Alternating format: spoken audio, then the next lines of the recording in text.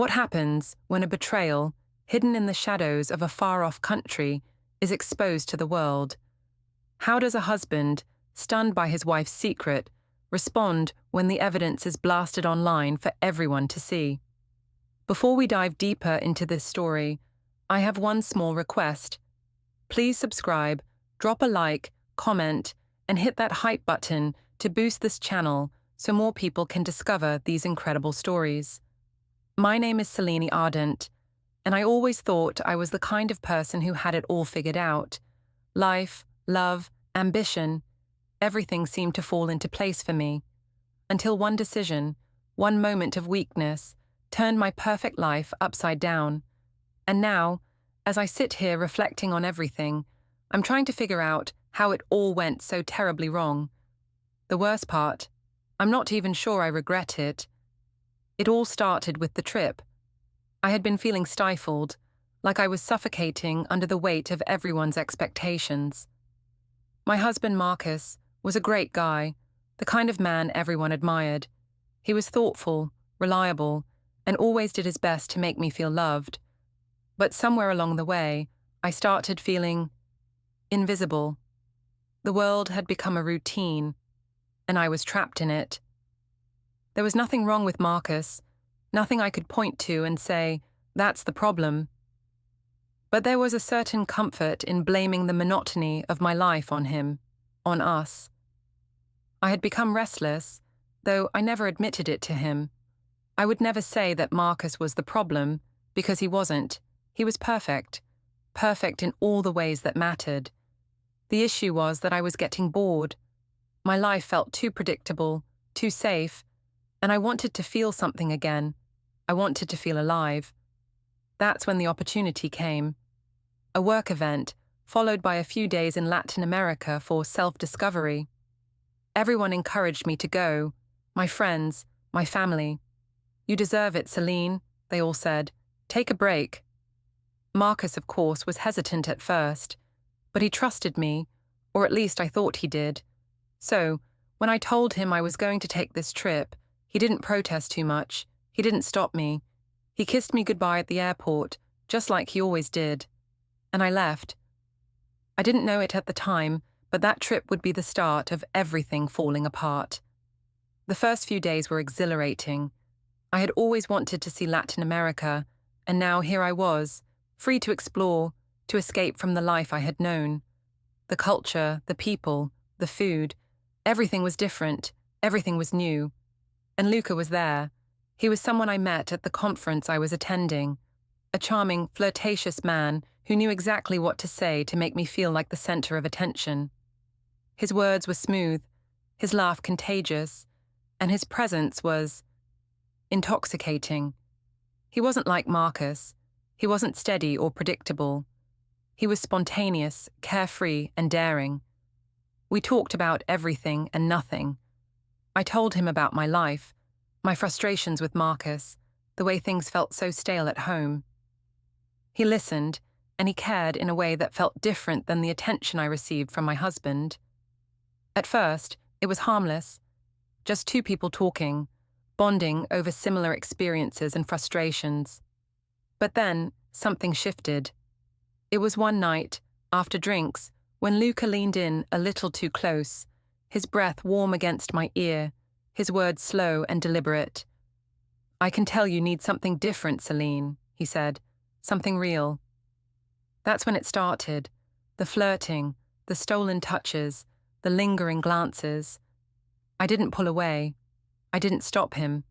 Instead, I leaned into it, just for the thrill of it. For once, I felt like I was more than just someone's wife. I was desired, I was wanted, and I was in control. No one had made me feel like this in years. The first kiss happened unexpectedly. We were walking along the beach, the moonlight reflecting off the waves, and for a split second, everything just felt right, like it was meant to happen, and I kissed him back. It felt good. Too good. It was the kind of kiss I hadn't experienced in a long time. The kind of kiss that reminded me of who I used to be before the world got so heavy. I pulled away quickly, my heart racing, and tried to tell myself it was a mistake. But then he kissed me again, and this time I didn't stop him. We ended up at his hotel room that night. I know what you're thinking. I should have stopped. I should have thought about Marcus, about what I was doing. But in that moment, I didn't care. I didn't care about the consequences, about what it would mean when I went back home. I just wanted to feel something different, something real. It was about me, for once. Over the next few days, things between Luca and I escalated. What started as a brief, thrilling escape turned into something more. There were more late-night rendezvous, more stolen kisses. I kept telling myself that it didn't mean anything, that Marcus would never find out, and I could return home, resume my life, and everything would go back to normal. But the more I spent time with Luca, the more I started to believe the lie I was telling myself, that this was just a harmless affair, something I could just walk away from without any consequences. I never expected the video. It happened one night after a late dinner. Luca was filming us as we sat on the balcony, enjoying the view of the city lights. He was always filming, always capturing moments to share. And that night, in a haze of wine and laughter, I kissed him again, and the video was taken. At first, it seemed innocent enough, just a fun clip, nothing that could come back to haunt me. But the next morning, when I woke up to see that Luca had posted it online, my heart sank. I immediately tried to convince myself it was no big deal, just a harmless video. People post things like this all the time, right? But deep down, I knew I had crossed a line. I had exposed myself, not just physically, but emotionally, to someone who wasn't my husband. And now it was out there for everyone to see. I panicked. What if Marcus saw it? What would he think? Would he know? Would he feel betrayed? But there was nothing I could do to undo it. The damage had already been done. By the time I landed back in the US, the video had already spread. Friends were messaging me, asking questions. My family had seen it, and my phone was flooded with texts. "What happened, Selene? Is everything okay?" Everyone was concerned, but no one knew the full story. Not yet. I should have told Marcus. I should have been honest with him from the start. But instead, I kept pretending. I kept pretending that everything was fine, that this was just a temporary lapse, and that things would go back to normal once I returned home. But that was the moment I realized things could never go back to normal. The truth was out, and I was about to face the consequences. When I got home, Marcus was waiting for me. He was quiet, too quiet, as if he was holding something back. His eyes were cold, distant. He didn't ask me about the video right away.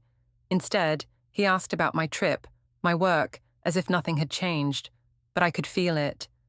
The silence between us was heavier than anything he could have said, and that's when I knew. Everything was about to change. I had crossed a line, and Marcus wasn't going to let me get away with it. I should have seen it coming. The way Marcus was so calm, so distant when I walked in the door. It wasn't the kind of anger I expected. No shouting, no confrontation, just silence. And that silence felt louder than anything he could have said. I stood there, holding my suitcase, waiting for him to say something. Anything. But he didn't. He didn't even look at me as I stepped into the living room. For a moment, I felt that familiar rush of guilt, the kind that came whenever I did something wrong. But then I pushed it aside. I told myself I wasn't the bad guy here. I had made a mistake, yes, but hadn't he been emotionally distant for months? Hadn't he been so wrapped up in his own world that he couldn't even notice when I was falling apart? "Marcus," I said, trying to break the silence. "I know about the video. I didn't mean for it to get out, but it's done now." He didn't respond. He didn't even acknowledge that I had spoken. His eyes were fixed on the TV, but I knew he wasn't watching it.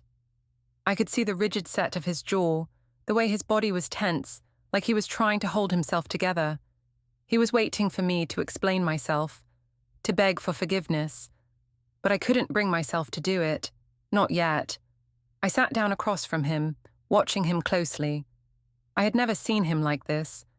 Marcus was always the calm one, the steady one. He never got riled up or lost his temper. But now, he seemed different, cold, detached, and it terrified me. "You're not going to say anything?"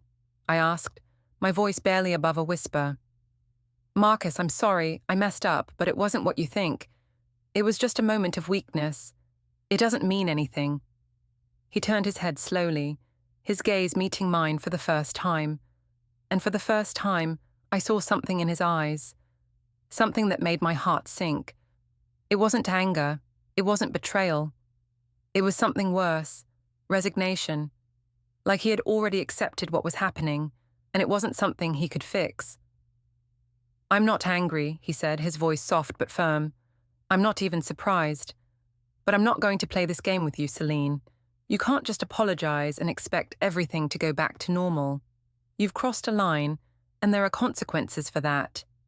His words hit me like a punch to the stomach. I had expected him to argue, to ask me questions, to beg me to explain myself. But this was different. This was calm, calculated, like he had already made up his mind. And that scared me more than any outburst could have. I opened my mouth to say something, but nothing came out. I didn't know what to say. I didn't know how to fix this. I thought I could make it all go away, that if I just explained myself, he'd understand. But he didn't. He wasn't even trying to understand. He was just done. "I don't want to hear your excuses," he continued, his eyes still fixed on me. "I don't care about your reasons. I care about what happens next, and I'm not going to stand by and pretend everything is fine." I felt a wave of panic wash over me. This wasn't how I imagined it. I thought that if I confessed, if I admitted what happened, maybe we could work through it. But Marcus wasn't the man I thought he was anymore. He was colder, more distant. He wasn't begging me to stay, to try again. He wasn't even fighting for me. "Please, Marcus," I said, my voice cracking. "I'm sorry. I don't know what I was thinking. I felt so invisible. I needed someone to see me, to make me feel like I wasn't just a wife, a mother. I needed to feel like I still mattered." He shook his head slowly, his expression unreadable. "That's the problem, Selene. You were looking for something outside of our marriage. You were looking for validation from someone else because you couldn't find it here. You think it's my fault, but it's not. This is on you. You made that choice." The words stung, but I knew they were true. I had made that choice. I had chosen to betray him. I had chosen to cross that line. And now I was paying the price. I stood up, pacing back and forth in the living room, trying to think of something, anything to say that could fix this. But the truth was, I didn't know how to fix it. I didn't know how to make things right. I had ruined everything, and now Marcus was holding all the power. He had the right to walk away, to end this marriage, and I couldn't stop him. "I know I've messed up," I said, my voice desperate. "But I swear, it was just a moment. It didn't mean anything. I love you, Marcus. You have to believe that. I need you to believe that." But he didn't say anything. He just sat there, silent, staring at me. And for the first time in our relationship, I felt completely alone. This wasn't the Marcus I knew. This wasn't the man who had always been there for me, the man who had supported me through everything. This was someone else, someone I didn't recognize. "I need to think," he said finally, his voice quiet. "I can't do this right now." And then he stood up and walked out of the room, leaving me standing there, helpless and afraid. The next few days were a blur. Marcus stayed in the guest room, barely speaking to me. I tried to apologize, tried to explain myself, but he didn't want to hear it. He was distant, cold, and every attempt I made to break through that wall just made it thicker.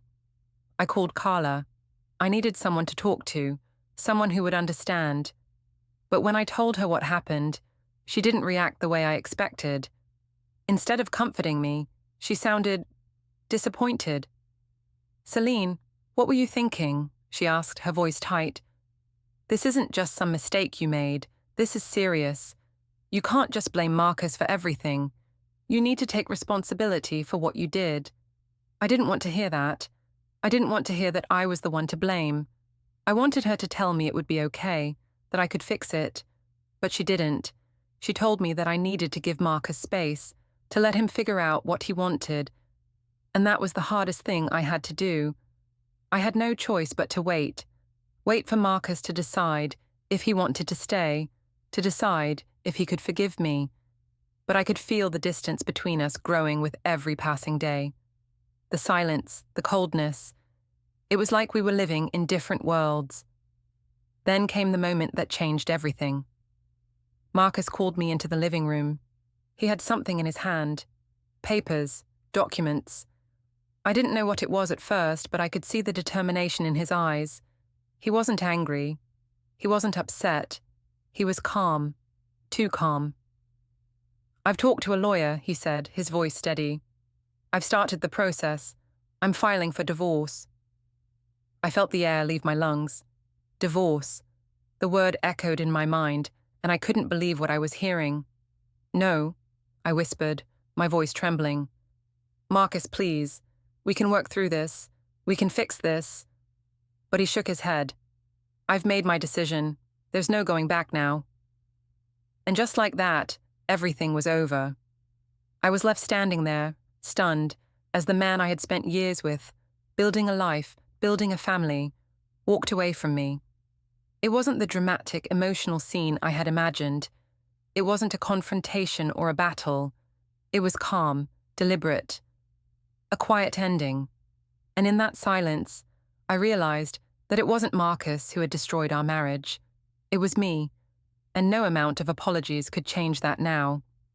The silence that followed was deafening. Marcus's words hung in the air like a cloud I couldn't escape from, hovering above me, heavy and suffocating. He had made his decision. The divorce papers were already in motion, and nothing I said could change that. It felt like the ground had been pulled out from under me. I wanted to scream, to fight, to make him see that I still loved him, that I hadn't meant to hurt him. But I couldn't. It was too late for that. I stood in the middle of our living room, staring at the papers he had handed me, my mind racing. Divorce. How had it come to this? How had the man who had once been my partner, the one who knew everything about me, decided that our marriage wasn't worth saving? The question kept looping in my mind, over and over. It wasn't just the affair, it wasn't just the video, it was everything, the growing distance between us, the unspoken resentment, the years of small moments that had built up into something unmanageable. I had ignored them, convinced myself that they would fix themselves, but they hadn't. And now, here we were. "Please, Marcus," I said again, my voice shaky. "We don't have to do this. We can talk. I can fix this. I swear I will. I'll do whatever it takes." He didn't answer. He didn't even look at me. His gaze remained fixed on the floor, his shoulders rigid as though he was already somewhere else, mentally detached from the conversation. I wanted him to fight for me. I wanted him to show me that he still cared, that he hadn't given up on us. But he wasn't fighting. He wasn't even acknowledging that I existed. Finally, after what felt like an eternity of silence, he looked up. There was no anger in his eyes, no hurt, no bitterness, just a cold, painful clarity that I had never seen before. "Selene," he said softly, his voice betraying no emotion. "You broke something in me, something I can't fix anymore. And I've realized, it's not just about the affair, it's about everything, about the way we've been living for the past few years, the way we've been drifting apart without even noticing." I didn't know how to respond to that. Part of me wanted to shout that I hadn't been the one to start it, that I hadn't been the one who had pushed us into this mess. But another part of me knew that he was right. We had both allowed this to happen. We had both been responsible for letting our relationship wither away. The difference was, Marcus was ready to admit it. He was ready to walk away, to end it, to accept that there was no saving what we had. "Don't say that," I whispered, my voice breaking. "I love you, Marcus, Please, don't do this. We can fix it. I'll make it right. Just give me a chance. But he was already shaking his head, already pulling away. I could see it in his face, the finality, the certainty. No, he said, his voice steady but unwavering. I don't think we can. I've already made the decision. I've already started the process. You can't fix something that's already broken beyond repair. I felt my world crumble in that moment. All the hope, all the lies I had told myself, everything that had kept me going, shattered in an instant. This wasn't just about a video, or a kiss, or an affair. It was about the trust we had lost, the connection that had slipped away without us even noticing. It was about years of complacency, of avoiding the uncomfortable truths, of hoping things would get better without putting in the work. But now, it was too late. I'm sorry, Selene, Marcus said, his voice softening just a fraction. I'm so sorry that this is how it ended, but I can't pretend anymore. I can't keep living in this lie. I stared at him, unable to speak. What could I say? What could I possibly say to fix this? There was nothing. I had ruined everything. And now, the man who had once been my everything was walking away from me. He stood up, slowly, and I watched him gather his things. There was no rage in his movements, no storming out, no dramatic exit. He simply moved with the quiet dignity of someone who had already made peace with his decision, even if I hadn't. And that made it worse. I'll be back for my things, he said, his tone final. I'll let you know when it's a good time for you to gather your things as well. I've already contacted a lawyer. This is happening, Selene. There's no going back. And with that, he left. The door clicked shut behind him, and I stood there, motionless, my mind spinning in circles. Divorce. How had we ended up here? How had I lost everything in a matter of weeks? The affair was supposed to be a secret, something that I could hide away, something I could keep in the past. But the video changed everything. It was no longer just between us. It was out in the world for everyone to see, for everyone to judge. And now, the consequences were real. Marcus wasn't going to forgive me. He wasn't going to let it go.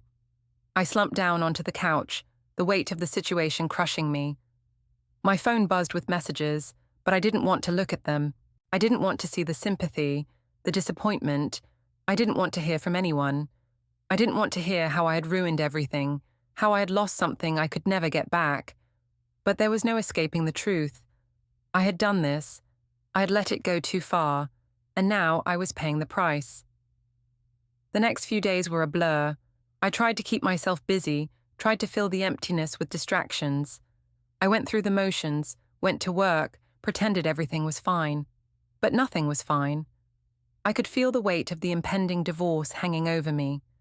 I could feel the emptiness in the house, the silence that was now my constant companion. I called my sister, Megan, hoping for some comfort, some reassurance. But when I told her what had happened, I didn't get the response I was hoping for. I told you not to mess things up, Selene, she said, her voice tinged with frustration. I told you not to take things for granted. You didn't listen, and now look where we are. Her words stung. She wasn't wrong, but it hurt to hear them. It hurt to know that she, too, saw me as the villain in this story. I had let everyone down. Marcus, my family, myself. I tried to make it right. I tried to fix things. I called Marcus, left messages, sent texts. But he never responded. He had already made up his mind. And the more I pushed, the more I realized that I was only pushing him further away. One night, I found myself sitting alone in the dark, scrolling through old photos on my phone. Pictures of Marcus and me from happier times before everything fell apart. I stared at them, unable to hold back the tears. How had it come to this? How had I lost everything so quickly? The next morning, I woke up to a message from Marcus's lawyer. The divorce papers were ready. The process had begun, and there was nothing I could do to stop it. I had made my bed, and now I had to lie in it. The legal documents sat on the kitchen counter, waiting for me to sign. I could feel the weight of the decision pressing down on me. This was it. This was the end. There was no going back. I signed the papers, feeling the finality of it. My marriage was over, and as I looked at the stack of papers in front of me, I realized that nothing at all, could undo the damage I had done. The days blurred together in a haze of emptiness. The silence in the house was deafening, even though I tried to fill it with distractions. I worked, cleaned, and pretended everything was fine, but I could feel the weight of Marcus's absence, and more importantly, the weight of my own choices. He wasn't coming back.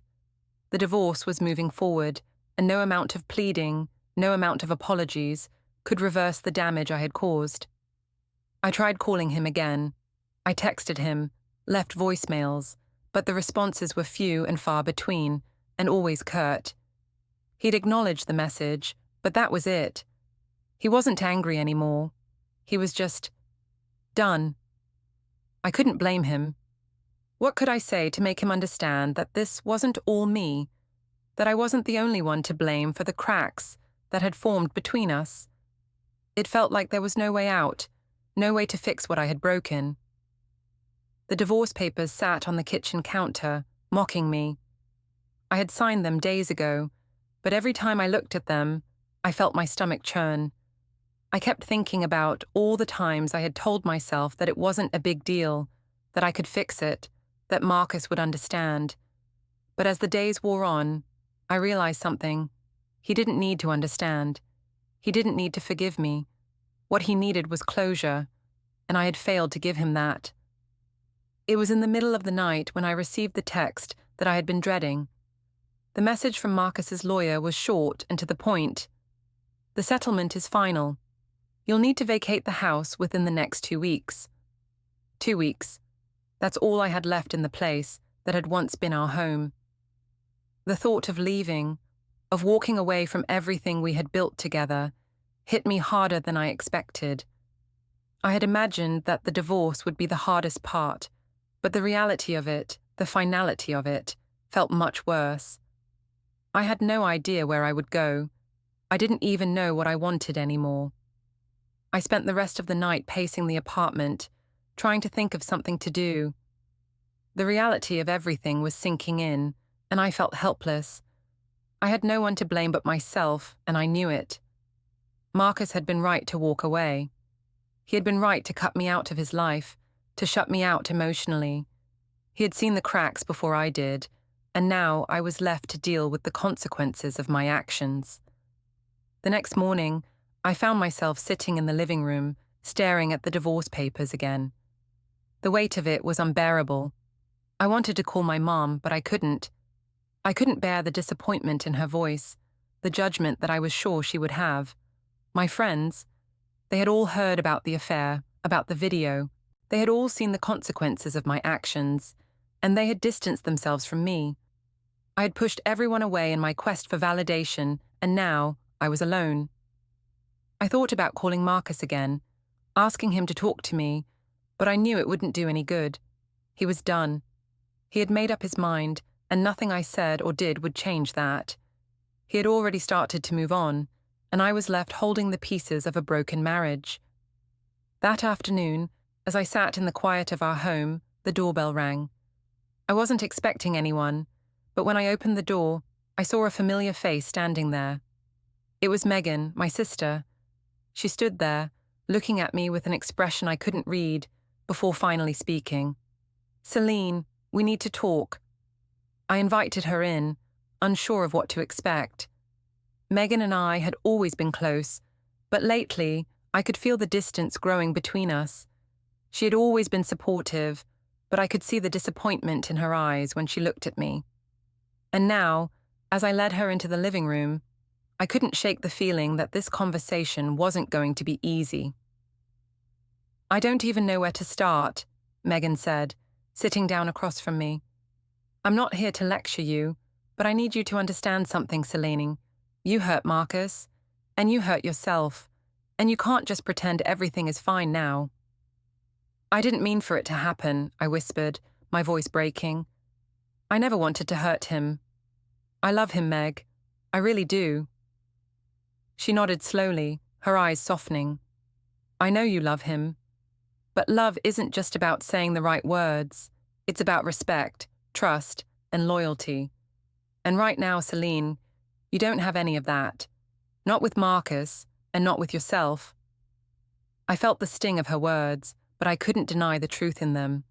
I know I messed up. I don't know how to fix it. I don't know how to make him see that I didn't mean to hurt him. I just wanted to feel alive again, Meg. I wanted to feel seen, wanted. I get it, she said, her voice softening. You were unhappy. You were looking for something outside of your marriage, and I get that. But that doesn't excuse what you did. You made a choice, Selene, and now you have to live with it. I sat there, tears streaming down my face, as her words hit me like a ton of bricks. I had made that choice, and now there was no going back. I had lost everything, and I wasn't sure how to find myself again. Do you think he'll ever forgive me? I asked, my voice barely above a whisper. Megan shook her head. I don't know. I think he needs time. I think he needs space to figure out what he wants. And I think you need to give him that. If you really love him, you have to let him go. Let him heal, even if that means he heals without you. I nodded slowly, trying to process what she was saying. Let him go. It was the hardest thing to hear, but I knew she was right. I couldn't keep holding on to something that was already slipping through my fingers. I'm so sorry, Meg, I whispered, my voice breaking again. I never meant for things to end like this. I never thought it would come to this. I know, she said gently, but it did. And now you need to figure out what comes next. For you, Selene, you have to figure out who you are without Marcus, without the marriage, without the lies. I sat there in silence, the weight of her words settling over me. Who was I without Marcus? Who was I without the life we had built together? I didn't know anymore. All I knew was that I had a long road ahead of me, and that road started with letting go. Letting go of the past, of the mistakes I had made, and of the person I had been. Thanks for being here, I said quietly, wiping away the tears. I don't know what I'd do without you. Megan smiled faintly. You'll figure it out, Selene. You have to. But you can't do it if you keep holding on to the past. She stood up to leave, and as she walked out the door, I felt a small glimmer of something. Hope, maybe. I wasn't sure yet, but it was there. I had to let go of the past, of Marcus, and of everything I thought I wanted. The future was waiting for me, and I had no choice but to face it. The next few days were a blur of decisions. I packed my things, made arrangements to leave the house, and started to take control of my own life again. The process of moving on was slow, painful, but it was also necessary. I wasn't going to fix everything overnight, but for the first time, I started to believe that I could fix myself. I had to. There was no other choice. But as I sat alone in the apartment, surrounded by boxes, I couldn't help but wonder if it was too late. Could I ever rebuild what I had destroyed? Could I ever truly find happiness again? Or had I ruined everything beyond repair? All I knew was that the answer wouldn't come easily. It never did, and for the first time in a long time, I was ready to face the consequences of my actions, no matter how painful they might be. The days passed slowly. Every day I woke up to the same emptiness. The apartment was bare now, with boxes packed and ready to be shipped to storage, or to wherever I would go next. The finality of it all had set in. Marcus and I were done. The house that had once felt like home now felt like a memory I couldn't escape. A part of me wanted to reach out to him again, to beg for another chance, but I knew it wouldn't do any good. He had made his decision. I had pushed him to that point, and now I had to live with it. The first few days after the divorce papers were finalized were a blur of logistics. I was too busy sorting through my things, packing up what was left of my life, to truly think about what was happening. I focused on the practicalities, the bank accounts, the lawyers, the paperwork, anything to avoid facing the emotional weight of what I had lost. But when the last box was sealed and I had to leave, I was forced to confront it. I was alone, really alone for the first time in years. My phone buzzed as I was locking the door behind me. It was a message from Megan. "How are you holding up?" I sighed, staring at the words on the screen. I hadn't talked to anyone besides Megan since the final meeting with Marcus's lawyer. Carla had texted a few times, but it felt awkward. She wasn't picking sides, but I could tell she was uncomfortable with how everything had unfolded. She didn't understand why I had let it go this far. She didn't understand how easy it had been to convince myself that my actions were justified. I typed back, "I'm okay, just trying to get through it." There was a long pause before Megan replied, "I'm here if you need anything." It was the kind of message she always sent, the kind of sisterly love that felt both comforting and suffocating at the same time. I wasn't sure what I needed anymore. Maybe I needed forgiveness. Maybe I just needed to know that I hadn't ruined everything beyond repair. I spent the next few days at a friend's apartment. It was small, a place she had rented temporarily before moving to another city, but it was a space I could hide in. No one knew where I was. I hadn't told anyone I was staying there. I didn't want anyone to know. I didn't want the pity or the judgment, and I definitely didn't want to have to explain myself again. I had done enough of that already. It was easier to keep my distance from everyone, easier to just retreat into myself. But the isolation wasn't as comforting as I had imagined. The silence of the apartment, the emptiness that echoed through every room, was stifling. Every time I looked out the window, I could feel the weight of everything I had lost pressing down on me. I had been so focused on my own need for validation, for freedom, that I hadn't stopped to think about what I was sacrificing. I hadn't stopped to think about the person who would be left picking up the pieces. Marcus had been quiet, of course, but I knew him well enough to know that his silence wasn't just about anger. It was about something deeper, something that I wasn't ready to face. He wasn't angry with me. He was disappointed in me, and that hurt more than anything else. The thought of him moving on, of him rebuilding his life without me, was something I couldn't bear. It wasn't that I wanted him to come back. I didn't know if I wanted that anymore. What I wanted was to undo what I had done, to fix what was broken. But I couldn't. I couldn't take back the affair, the lies, the betrayal. And I couldn't make him see that I had been just as lost as he was, that I had been seeking something that I didn't even understand until it was too late. The more I thought about it, the more I realized that my actions had been about me and not about him. I had made selfish choices in a selfish moment, and now I was dealing with the consequences. I had wanted excitement, passion, something to make me feel alive again. But what I had found was a mess of guilt and regret, with no way to clean it up. The first week passed in a haze. I walked around in a fog, not sure of where I was going or what I was doing. I kept myself busy, buried myself in work, anything to avoid thinking about the divorce. But at night, when the world was quiet, the reality of it all hit me. I had lost Marcus, and I had lost myself in the process. The woman I had become in the aftermath of my affair wasn't someone I recognized. She was someone I didn't like, someone I resented for the choices she had made. I had hoped that with time, the pain would fade. I had hoped that I could wake up one day and feel like everything would be okay. But the truth was, I had no idea how to fix the mess I had made. I had no idea how to rebuild my life from the ashes of my mistakes. I reached out to Marcus once more, hoping that maybe this time he would answer. I had thought that maybe, just maybe, we could have a conversation.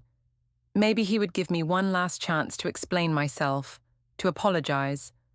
But the message went unanswered. I sent another, then another, but still nothing. The silence was overwhelming, and it became clear that Marcus was moving on. He had already made his decision. He had already moved past me. It was around this time that I started thinking about the future, about what came next. It felt like I had reached a dead end in every part of my life. There were no more distractions, no more excuses. It was just me, and the consequences of my actions. I had to figure out how to move forward. I couldn't stay in this apartment forever. I needed to find a place of my own, to carve out a new life. But where would I go? Who was I without Marcus? Without the life we had built together? I didn't know. But I couldn't keep hiding from the truth. I couldn't keep pretending that everything would magically get better. I needed to face the reality of my situation, no matter how painful it was. I spent hours scrolling through apartments online, looking at places that felt like they could be home, but none of them felt right. I was looking for something to fill the emptiness, but I knew that no apartment could do that. No matter where I went, I would still be carrying the weight of my choices with me. And that's when it hit me. I wasn't just looking for a new place to live. I was looking for a new version of myself. I was looking for a way to escape the person I had become. But that wasn't something I could find in a new apartment or a new city. It was something I had to build on my own. I realized then that the hardest part wasn't going to be getting over Marcus. The hardest part was going to be forgiving myself, because until I could do that, I would never be able to truly move on. I sat there, staring at the screen, realizing that I had a long road ahead of me. But for the first time in a long time, I felt a flicker of hope. It was small, almost imperceptible, but it was there. I wasn't sure how I was going to do it, but I knew that I had to try. I had to rebuild my life, piece by piece. And maybe, just maybe, I would find a way to forgive myself. The weeks following my realization were both agonizing and transformative. The weight of the divorce had finally begun to settle, and I was learning to carry it, step by step. There were still days when I would lie awake at night, staring at the ceiling, wishing I could turn back time. But there was no use in wishing for something that would never come. The only choice left was to move forward, to figure out who I was without Marcus, without the life we had once shared. I found a small apartment in a quieter part of the city. It wasn't much, just a modest one-bedroom, but it felt like a fresh start. The first night I spent there was strange. I sat in the middle of the living room floor, surrounded by boxes that I had yet to unpack. It felt like I was living someone else's life, in a place that wasn't really mine, trying to convince myself that this was the beginning of something new. But the silence, the emptiness, was still there, lurking in every corner. In the days that followed, I did my best to settle in, organizing my things and trying to create some semblance of normalcy. I tried to immerse myself in work, throwing myself into projects to avoid confronting the truth of my situation. But no matter how hard I worked, the void was still there. The guilt, the regret, it never fully left. It wasn't until I met with my therapist for the first time that I began to understand the depths of what I had done. At first, I had resisted therapy. I didn't want anyone to analyze me, to pick apart my thoughts and actions. But deep down, I knew that if I was ever going to heal, I needed to face what had happened and, more importantly, why it had happened. My therapist, Linda, was kind but direct. She didn't let me off the hook, and it was through those sessions that I began to understand just how much I had been running from myself. I had sought validation from an affair because I felt like I was disappearing in my marriage. I thought that by being seen by someone else, I could regain my sense of worth. But the truth was, I had been lost long before I ever left for Latin America. The affair wasn't the problem. It was just the symptom of something deeper, something I had ignored for far too long. As the days turned into weeks, I started to make peace with the fact that Marcus was not coming back. I still loved him, but I knew now that love wasn't enough to fix what had been broken. There were no magic words, no grand gestures that could undo the pain I had caused. And that was the hardest part, accepting that I had made a mistake so big that there was no going back. One day, after weeks of silence, Marcus reached out. It was a short message, just a few words, but it made my heart race. "I'm sorry it ended this way. I hope you find what you're looking for." I didn't know how to respond at first. I wanted to tell him that I was sorry, that I understood why he left, and that I wished things had been different, but I realized that, for once, I needed to let it go. I couldn't keep holding on to a past that was gone. I couldn't keep trying to make him see my side of things. What I had done was irreversible, so I didn't reply. Instead, I took a deep breath and moved forward. I still had so much work to do on myself, but I was finally starting to feel like I could rebuild. Slowly but surely, I was learning to forgive myself. I knew it wasn't going to happen overnight, but it was the first step toward healing. And for the first time in a long time, I felt like I could breathe again.